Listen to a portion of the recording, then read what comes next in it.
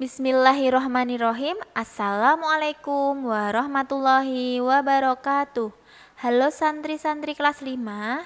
Nah, di video kali ini Ustazah akan menjelaskan fungsi statistik di Microsoft Excel. Silahkan disimak videonya baik-baik ya. Fungsi yang pertama yaitu sum. Sum digunakan untuk menjelaskan nilai data di dalam suatu range tertentu. Rumusnya adalah sama dengan sum kurung buka data yang akan dijumlahkan di blok lalu kurung tutup. Setelah itu diakhiri dengan enter. Fungsi yang kedua yaitu average. Average digunakan untuk menghitung nilai rata-rata dari nilai data di dalam suatu range. Rumusnya adalah sama dengan average kurung buka, lalu di blok datanya, kurung tutup, lalu di enter. Fungsi yang ketiga yaitu fungsi max. Fungsi max digunakan untuk menentukan nilai data yang tertinggi atau terbesar dibandingkan nilai data yang lain di dalam suatu range tersebut.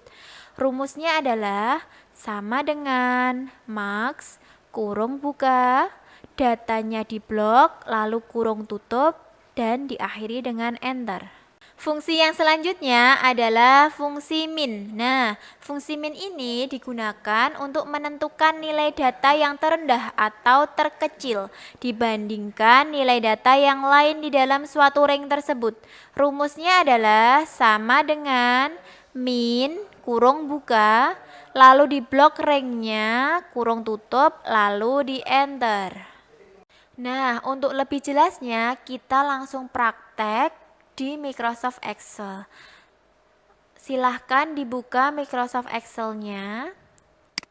Nah, di sini Ustazah sudah punya data daftar nilai kelas 5.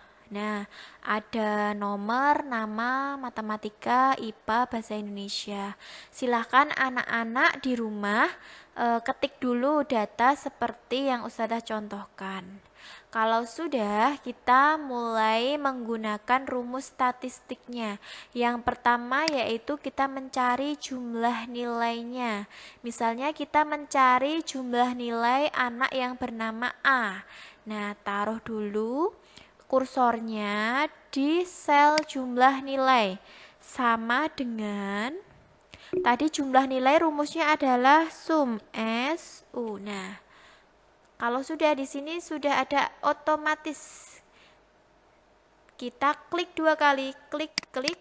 Nah, akan muncul kurung buka. Lalu kita blok datanya. Misalnya kita blok matematika, IPA, bahasa Indonesia.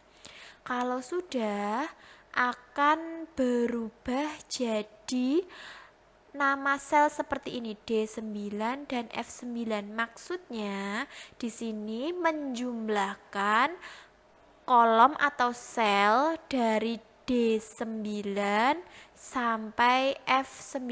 Ini D9 sampai F9. Kalau sudah di kurung tutup lalu di enter. Kalau ada yang bertanya, Ustazah lah ini punya aku itu tulisannya enggak D9 sampai F9, tidak apa-apa. Mungkin penempatan nama AA ini itu di komputernya Ustazah dan di komputer anak-anak itu berbeda. Tidak apa-apa, yang penting hasilnya ini adalah sama. Kalau diklik, nah yang aktif adalah nilai matematika, IPA, dan bahasa Indonesia terjumlah. Kalau sudah, silakan anak-anak praktek nanti nomor 2, 3, 4, 5 di rumah ya. Yang kedua, kita akan praktek nilai rata-rata. Nah, kita akan mencari nilai rata-rata dari siswa yang absennya 1 sama dengan average. Nah, ini sudah muncul sendiri. Lalu kita klik 2 kali. Nah, akan muncul tanda atau kurung buka seperti tadi, lalu kita blok. Nah, kalau sudah di kurung tutup lalu di enter. Nah, seperti ini. Yang selanjutnya kita akan mencari nilai tertinggi. Nilai tertinggi itu menggunakan rumus max, sama dengan max di blok dulu. Nah, kita akan mencari pelajaran matematika itu yang nilainya tertinggi siapa. Nah, kalau sudah di kurung tutup lalu di enter. Oh, nilai tertinggi adalah 85.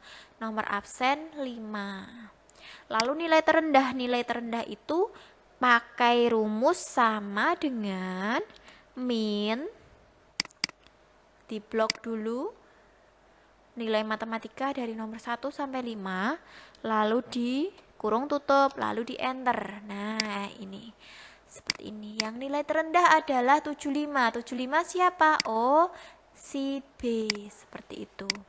Nah, nanti di rumah anak-anak praktekkan rumus sum rata-rata nilai tertinggi dan nilai terendah. Yang masih kosong ini silahkan anak-anak praktekkan di rumah.